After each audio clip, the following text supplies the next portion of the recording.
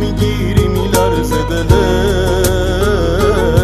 یعنی وقتی صدا تو میگیره میفهمه چته، یعنی حاضری جون تو حتی بدی تو بهش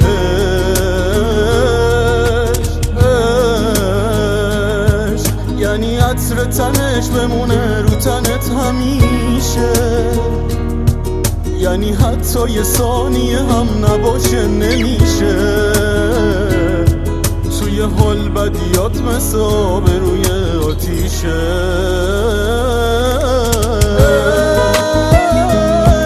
یعنی لرزش دست چروکش و موی سفید،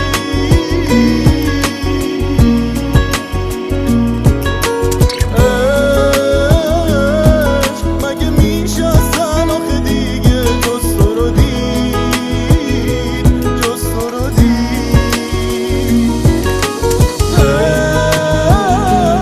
عشق یعنی تسکین قلبم وقتی که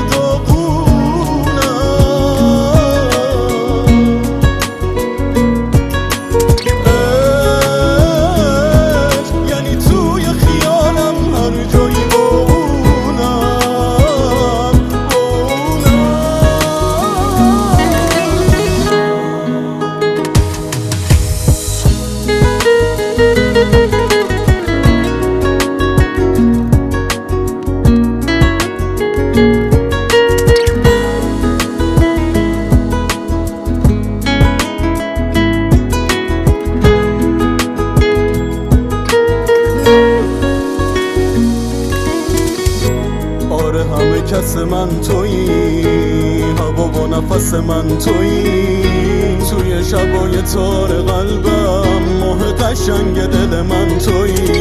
توی باغ بهشتم فقط گل خوشگل من تویی، تو شدی دار و ندار من، ستاره دنبال دار من، بری هر جا گلم خود من تکی، مثل سایه همیشه کنارتم، مثل سایه همیشه کنارتم.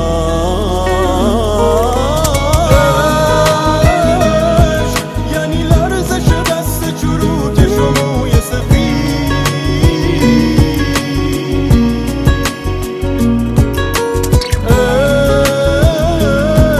مگه میشه اصلا آخه دیگه جز تو رو دید، جز تو رو دید.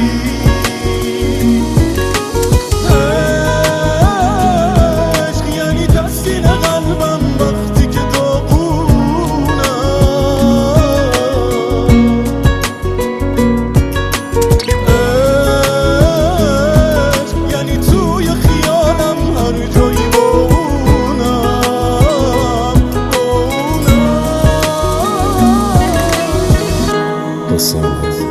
زیایی